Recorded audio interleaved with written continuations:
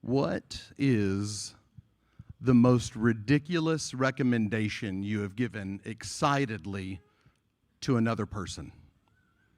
Like, what's something that you have excitedly shared with someone because you thought this was amazing and you had to share it with others? We got the privilege of going to, I want you to think about that while I'm talking. We got the privilege of going to Australia this summer, and that was a blast. It was amazing.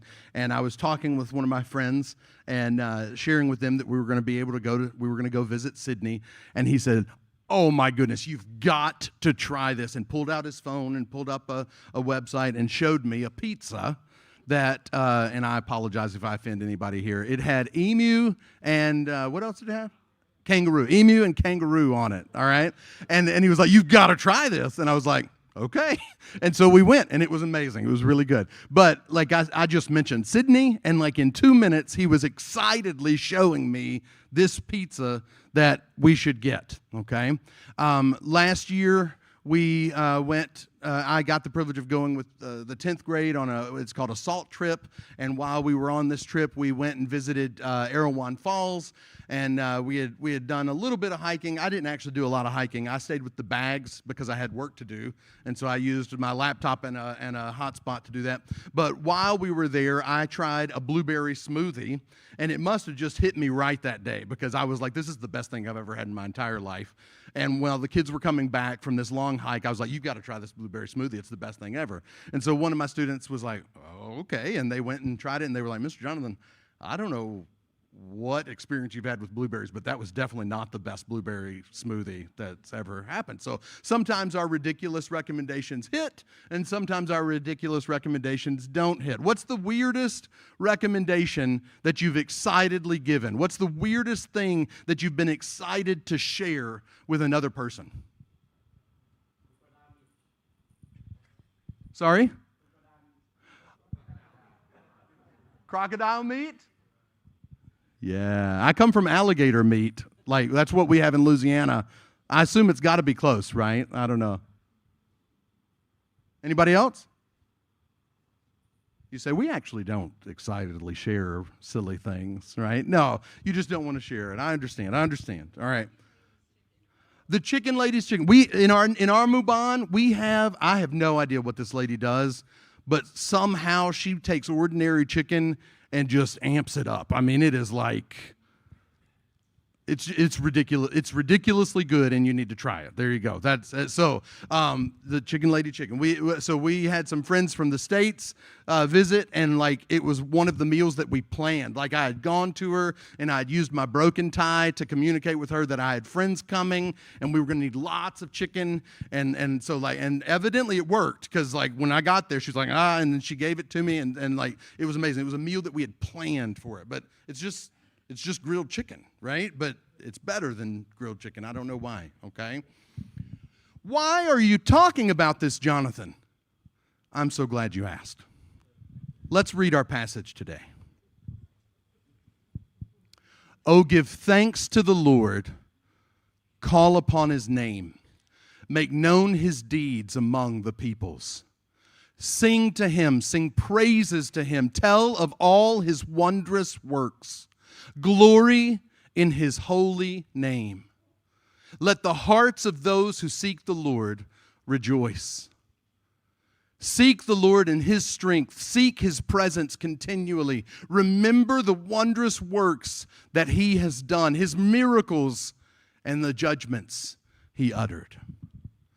So my question is, why can I be so quick to share a ridiculous recommendation about chicken or the best place that you can find parking when you go to here in Bangkok? Like, why can I be so quick to share these ridiculous recommendations when I sometimes find hesitancy to share really important things?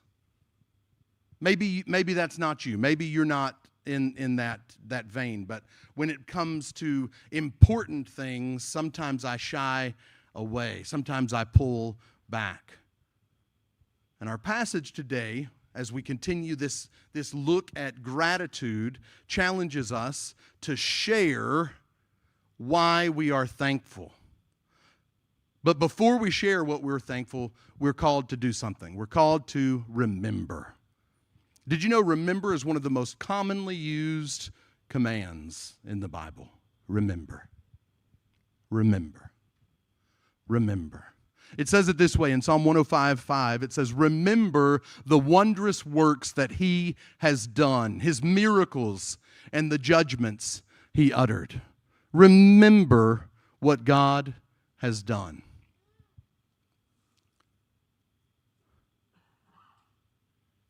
What has God done? Remember. So the first awkward pause today is this. You ready? We're going to pause for you to remember. I want you to remember specifically, what has God done in your life?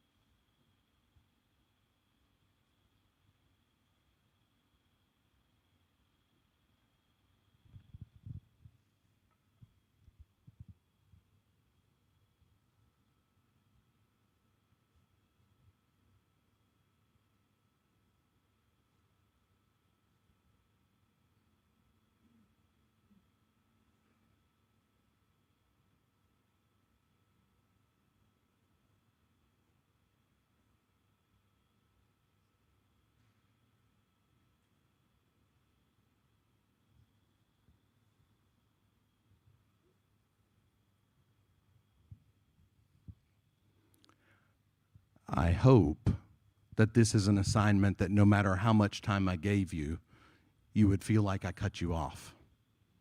Anybody feel like I've rushed you in remembering what God has done? I hope so. I hope I've rushed you, but I hope that you're recounting so much that you feel as though I'm rushing you. I've got a cross-reference here to 1 Samuel chapter 7. This is a cross-reference specifically to the word or this idea of remember. You may recall the story, but Samuel early on in the book is involved in the reclaiming of the Ark of the Covenant. And as this happens, it says that in 1 Samuel chapter 7, verse 12, it says, then Samuel took a stone and set it up between Mizpah and Shin and called its name Ebenezer. Okay? He had evidently been reading a lot of Dickens lately. All right, thank you. That's a chronological joke, so there you go. For he said, till now the Lord has helped us. That's what Ebenezer means. Till now the Lord has helped us. You see, this rock was set up so that when they looked at it, they were able to think, God has helped me. They look at that rock, they remember what happened, okay? Do you have something in your life that you've set up as a reminder of how God has worked in your life? I would just encourage you to do so. When I first got to the point where I gave up and I said, okay, Lord, I'll do whatever you want me to do. That took a while in my life. But when I first did, I had a dear pastor friend of mine who advised me and said, Jonathan, you need to have a box wherever you're at, and you need to fill it with reminders. Reminders of things that happen. Reminders of the way God works. Reminders of things that God did. And I took his advice to heart. And so in the States, I have a box that's in my mother-in-law's attic now. And here I have a box in my drawer at school. And it's just a reminder. It's a place for me to put a note or a reminder or a something to help me if I need a reminder, okay? At school, they've got a document set up for us to just remember that God works. Remember that God works. You need something in your life to help you remember that God is working in your life, because sometimes we forget, right? Sometimes we forget. Now, oftentimes, and I don't understand this, because if I were God, that's a very scary thought. If I were God, I don't think that I would choose to use humans. Would you choose to use humans if you were God? All I can know with full expertise is how one human responds to God's leading, and that's enough to show me that I wouldn't use humans, right? Like, and I'm talking about me, just in case that wasn't explicitly clear, right? Like, how in the world? But for some reason, God invites us to be involved in His work. And so often, when we remember how God acts in our life, or what God does, it involves not only God, but also a human who responds to a prompting from the Holy Spirit, or to something that God has said. So I've got two reminders that I just want to point to, and I've got many, many others that I could. But I've got one. In 2019, we had a very tumultuous time in our life. In 2019, that is the year that we moved from Rushford, New York, which weirdly enough, I felt like I was going to live and die there. Like, that's a weird statement, because I'm not from New York, and it's not like it. I don't know that you know all that you need to know how weird the statement is that I thought I was going to be in Rushford, New York for 40 more years, okay? There was 1,200 people there. I had no relatives there, but that's where I felt like I was going to be. And in 2018, 2019, we started feeling prompted that we were supposed to do something. And so we started praying and asking the Lord, what is it that you'd have us to do? And it came clear that we were going to be moving to Thailand, to Bangkok, Thailand, not even on our radar. Some of you in this room are in Thailand and it wasn't on your radar. We recognize and we resonate with that, okay? But after we shared this news with our kids, that it kind of caught them off guard. I'm not sure that I parented well through that transition, but we tried to share that with our kids. And after some initial excitement and some sad, mad, and some angry, and like all these things, after that, I got a note from one of my kids. And this is one of the things that I have it framed on my desk. This is a note that I got from one of my kids. You can't probably read it from there, but it's written on a napkin, which I think is precious in and of itself, okay? I asked for permission to share this, and they gave me permission. It says, "I love you so much, Daddy. I sad we have to move to Thailand, but I'll stay strong like you and Mom taught me."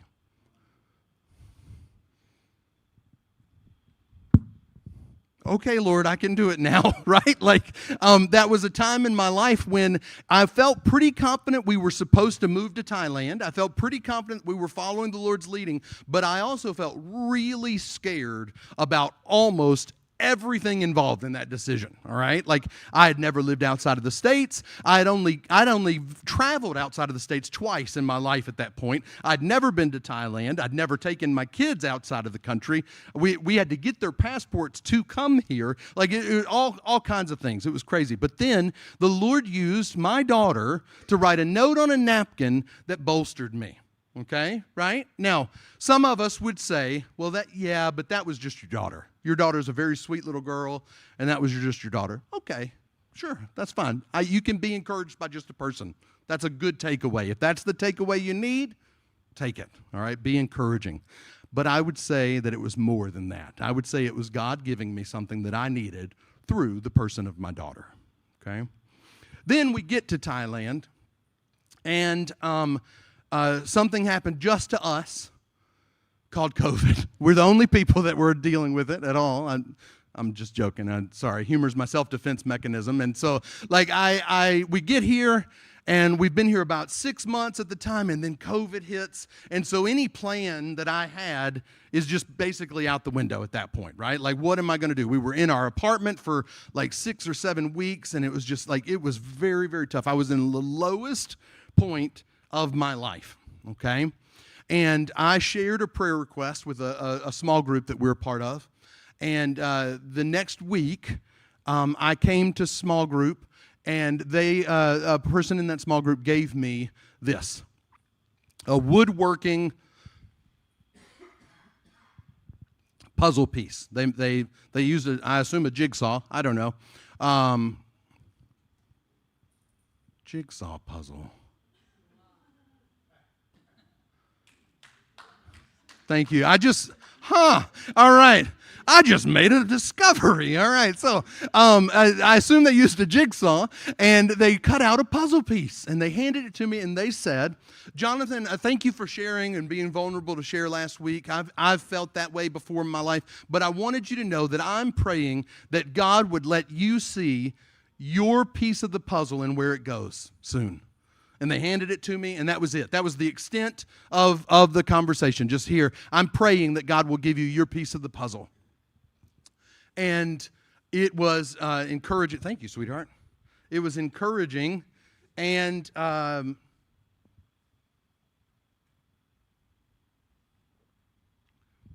it was encouraging to me that they would be praying for me, encouraging that they would make something like this, just a little token.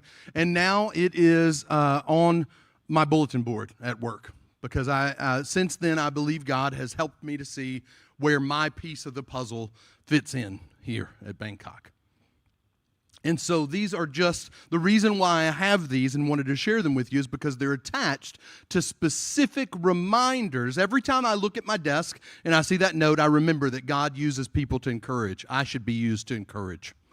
Every time I look at my bulletin board and I see that puzzle, I remember that God cares about us and is able to help us see the answer to where we're supposed to be, where we fit in, to remember how God works. Do you have things in your life that are built to remind you of the way God works in your life?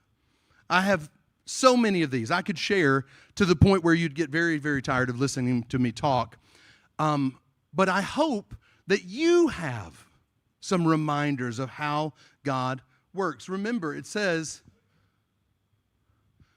remember the wondrous works that he has done, his miracles, and the judgments he has uttered. Now, first off, hopefully, if we're a Christian, we recognize that we could ponder the idea of salvation and never get done with that. That should be so deep that we can never leave it because it's exhausted. But that's not where we have to stay. One of my biggest answers to prayer is every time I think about my dad, I think about the miraculous work of reconciliation that God brought between me and my father. I don't think first about a biblical passage when I think about the miracle of reconciliation. I think about Robert and Jonathan. Hopefully, you have reminders in your life that help you to recall the wondrous works that he has done, his miracles and the judgments he has uttered. After we remember, what God has done, we should be rejoicing. Rejoice. Rejoice. It says, glory in his holy name. Let the hearts of those who seek the Lord rejoice. Seek the Lord in his strength. Seek his presence continually. Let the hearts of those who seek the Lord rejoice. Our natural, as a spiritual person, reaction to remembering what God has done should be to rejoice. Rejoice. Rejoice.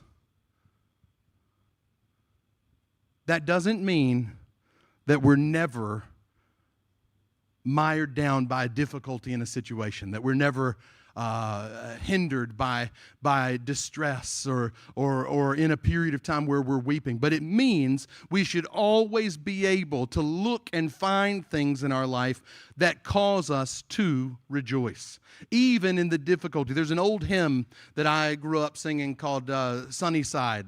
Keep all on the sunny side. You guys know that one? Yeah, all right. So it starts off, in this world there's trouble and strife. In this world there's a dark and a troubled way of life. There's a bright and a sunny side too. Though we meet with the darkness and strife, the sunny side we also may view. Okay? So even when we're encountered and surrounded by this darkness, we should be able to view and remember the sunny side too. Rejoice. Rejoice. Did you know one of the most confounding things to the world is that we as Christians can be in the same world but joyful? Is that a way that we are known? May it be. But after we remember and after we rejoice, or while we're rejoicing, we should also recount. It says this: make known his deeds among the peoples. Sing to him, sing praises to him, tell of all his wonderful works. Sing to him, sing praise to him. When we sing, we're singing praise to him. We're sharing that with others around us. We're also supposed to make known his deeds. Did you know that gratitude is contagious? Have you ever experienced that? Have you ever been having kind of a rough day, but you're around someone who's genuinely being grateful for something, and it causes your day to turn? I have. Sometimes just witnessing someone have gratitude has been enough to help me recognize, oh, I'm in a weird mood. I need to get out of it. Let me get out of this. Gratitude can be contagious. Let's recount. Recount, share, tell, make known. Share with others. Have you remembered some of the miracles that God has wrought in your life? Have you remembered some of what God has done? One of the most convicting passages in the New Testament to me is 1 Corinthians 10:12. Therefore, let anyone who thinks that he stands take heed lest he fall. Sometimes I encounter a passage and I think, I'm pretty good at that. Fruit of the Spirit is love, joy, peace. I'm loving, I'm joyful, I'm peaceful. I've got nothing to worry about that. And then boom, I get hit with unloving and opposite of joy, unjoyful, and war and strife. Take heed lest you fall. So, in light of that, sing to him, sing praise to him, tell of all of his wonderful works, make known among the peoples what he has done. Let's practice.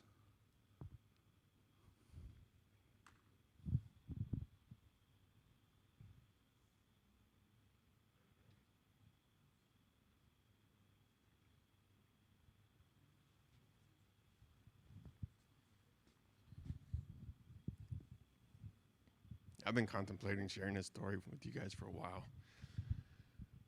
I won't give you the preamble. I'll give you the very condensed version. I was 19, 20 years old, and I found myself quite far from God. My parents are very religious. They're Anabaptist by faith. Many of our friends were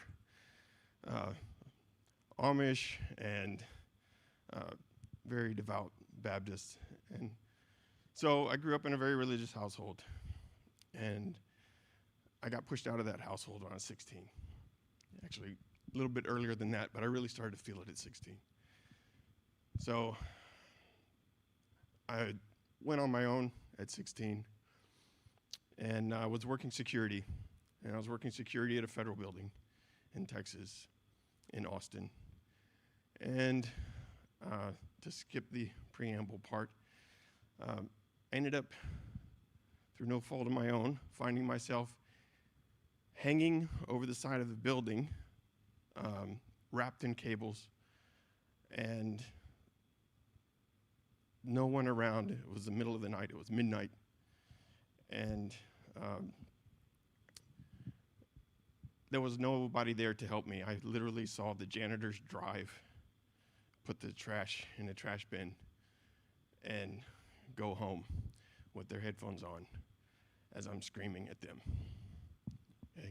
No one's listening to me, and I'm there, alone, 6 floors up, wrapped in a cable, bleeding out. And I said to God, if you get me out of this, I'll go to church on Wednesday and Sunday, I promise. 2 seconds later, a little red Datsun pickup truck comes into an empty parking lot. at 6 o'clock in the morning. I've been hanging there for 6 hours.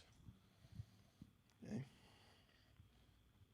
Trying everything I could to get untangled from this cable I found myself in. And I'm on the verge of death. I know it. I know it. I keep blacking out. And after I ask God, get me out of this, I go to church Wednesday and Sunday.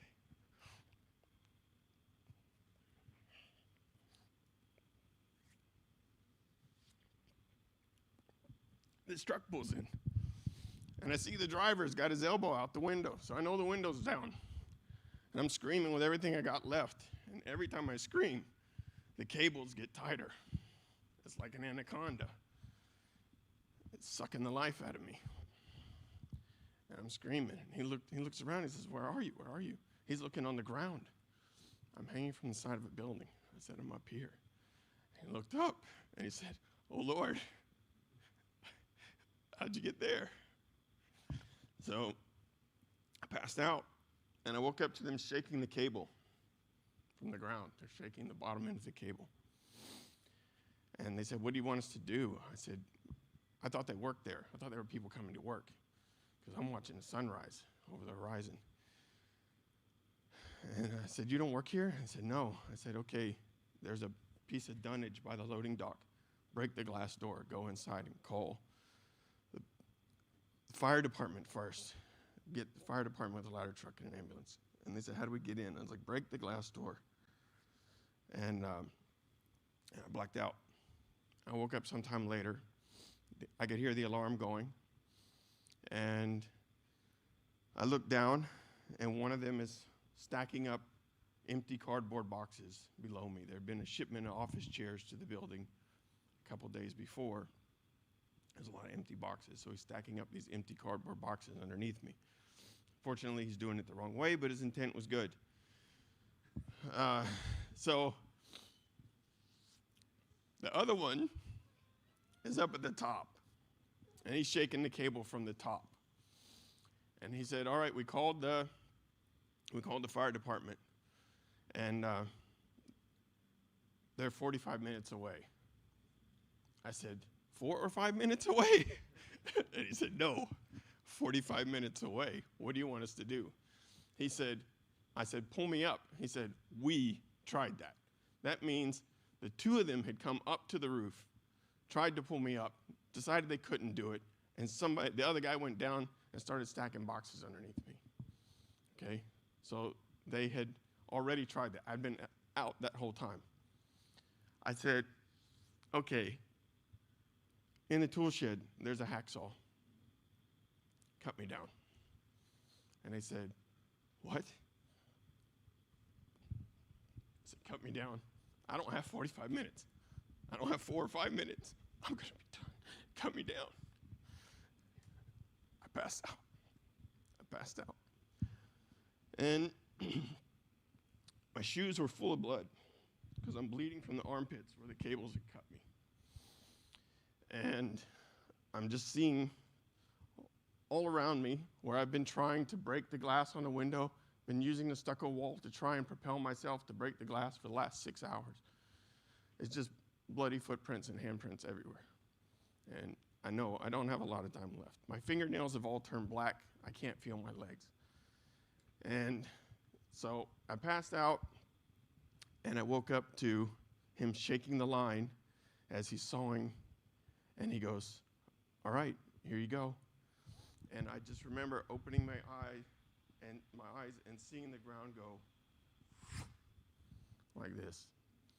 I broke my ankle, compounded my knee, compounded my hip, my wrist, my shoulder, broke my knee, broke my eye socket, my nose. I hit the boxes. I bounced up and landed flat on my back. I reached up with my hand with the last bit of strength that I had, and I felt my nose and my face, and I just straightened out my nose because it was like this way, right? So I just straightened out my nose, and I started laughing. And the guy that's down on the ground says, why are you laughing? I said, because I'm alive. I'm alive. And I have to go to church. So I'm laying there and I had no power left. I couldn't even open my eyes to see the two guys that had saved me. Okay? So I said, hey, I just want to know your names. James and John.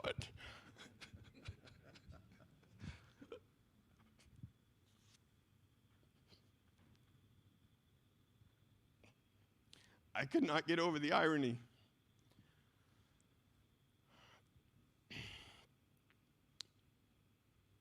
The fact I ended up in the hospital. The ambulance came and police picked me up. The police officers were there. They said a bunch of dumb things. The ambulance took me to the hospital. They did show up 45 minutes later. I laid on the ground for almost an hour. And those guys brought me water, and they did the best they could. I had been away from my parents since I was 16. I hadn't seen them. They came to the hospital.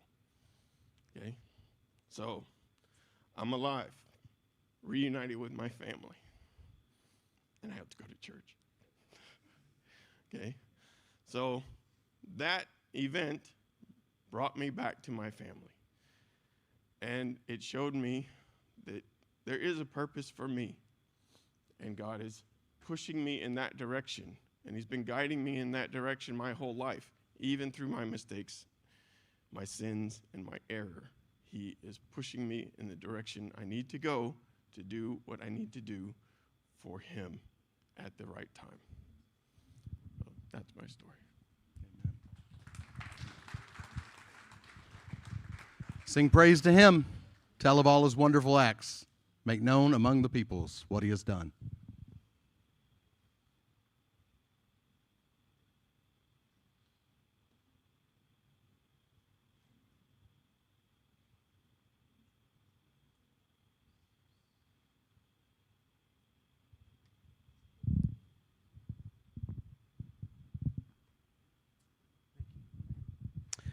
My name is Jay, and I'm here with my wife, Nazuna.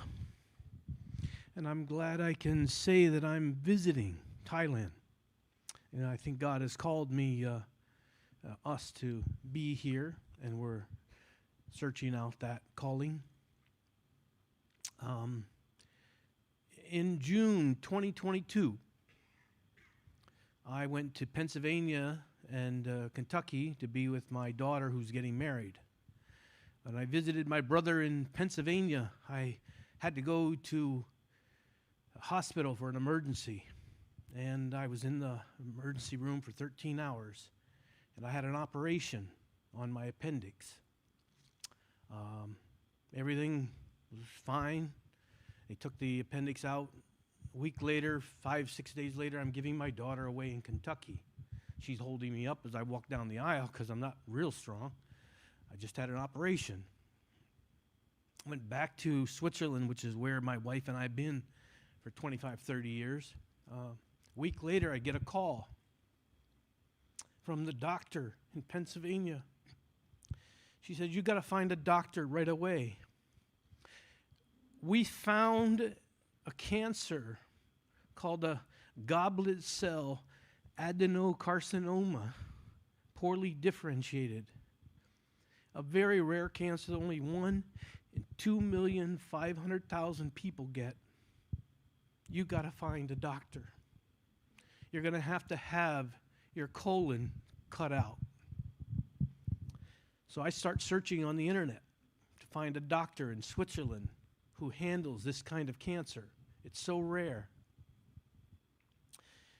And God leads me to a man in Lausanne, a surgeon, and he gives me an appointment within days. People are amazed. How can you get an appointment so quickly? I meet him on July 17th, and he's already scheduled surgery for me on July 22nd. People can't believe this. They're waiting months in Switzerland for operations. I go into the hospital, and he tells me, you really don't need this operation. There's only a 9% chance that you have any more cancer. I said, I think I have to have the operation. And he said, okay. And I said, I want you to know, I want to see my grandchildren. So you have permission to take me within 1 inch of my life. And I got people all over the world praying for me. And I have 2 specific prayers. I say, God, I want you to localize this cancer. And I want you to use this surgeon to get it all out. That was my prayer. Now, I always wondered what I was going to be like when I heard that I had cancer, because my family is full of cancer. Colon cancer, stomach cancer, lung cancer, all kinds of cancer. So I just assumed I'm going to get cancer in my life. When I heard I had cancer, I didn't fear. I didn't get angry at God. I didn't question God. I just had this peace.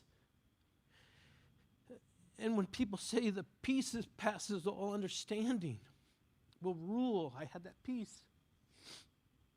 And I had an image in my mind, my mind's eye. God's hands were like this. I was his child, and I was in those hands, and everything was going to be okay.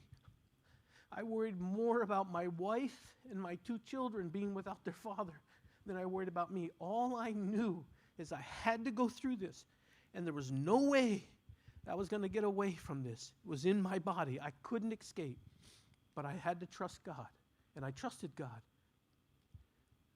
The doctor put me through the operation. Sorry. And on August 5th, he called me in. And he said, I got good news, I got bad news. I said, what's the good news? He said, I cut out 35 lymph nodes in your abdomen. Guys, that many lymph nodes are never cut out. 15, 20, 25, but never 35. He said, there's no cancer. It hasn't metastasized. I said, what's the bad news? He said, I found cancer in your colon, where the lymph node, or where the appendix was attached to the colon. And then he said, I got it all. You're cancer free. I didn't need any chemotherapy. I didn't need any radiation. God answered my prayers. And I'm 67. I retired at age 60, but I have a whole new lease on life. I feel new energy, and I feel like I got a new purpose, and that God has something for me and my wife. Though we are retired, I'm busier than I ever was. I had to go back to work to get a vacation. But anyway, I thank God, and I'm sorry just being visiting here for the first time, but I had to obey the prompting of the Lord. Thank you very much. We're not sorry that you're visiting. We're glad that you shared. Thank you. I don't generally give homework. Even as a teacher, I don't generally give homework. But today I'm going to give homework, okay? And so I'm going to challenge you. If you're staying around for the meal, which we'd love for you to, share with your table. Share with your table something. Make known among the peoples what God has done. Tell them. Tell of all his wonderful acts. And I also recognize some of you may be sitting here and you may be thinking and you may have wondered and you didn't come up with something that you remember. And I want you to know my challenge for you is to pray and ask God to show up in your life. And I've got a good friend, he's in heaven now, that I met while we were in New York. His name was Red. Well, his name was Charles, but everybody called him Red. And he loved to use a penny in his illustrations and talking about God. A penny is like an American Satan, okay? It's the smallest coin that we have, okay? And so he would challenge people when he was sharing that he would say, have you asked God for a penny? Okay? Because sometimes we are brave enough to ask God for things that we can't do for ourselves. Okay? If we're hanging from a building and we can't do anything about it, we ask God for it. And I'm not saying that's bad. That's good. We need to ask God to do things that we can't do. If we're suffering from cancer, we can't do surgery on ourselves. So we're brave enough to ask God to help on the things that are so big. But sometimes we think some things are so small, God's not going to involve himself in that. And he would challenge people, ask God to give you a penny. Just a penny. And he would challenge people to do that. And he had said he had so many good conversations with people who would come to him and say, God gave me the penny. I found this penny. God gave me this penny. Because it's just so small. It's so insignificant. What do we use Satan for? Like, we literally, and my family literally has a jar for Satan to give as souvenirs when we visit family. Like, this is a Satan. It's a coin from Thailand. You know, like, we can't, I don't even know if 7-Eleven takes Satan. Do they take Satan? Yeah? All right. I bet they're upset about it, but they take it, right? Like, why would God be so concerned about us to be involved in something so insignificant that we overlook it? And I just want to challenge you, if you thought, I'm not sure what to think of, I'm not sure what to remember, I'm not sure what to share, I want to challenge you and ask the Lord, give you something so small that no one else would think to do it. And then from that point forward, be mindful of what God is doing in your life. And when he does work in your life, share it with those around you. So my hope is that at least some of our conversation today is us giving thanks to the Lord and making known among the peoples what he has done. Father, would you give us an attitude of gratitude? Would you make us a people who remember so vividly the ways you work and act in our life? And would you be pleased with our faithfulness to rejoice and to sing praise to you and to share with others the way you act? In Jesus' name, amen.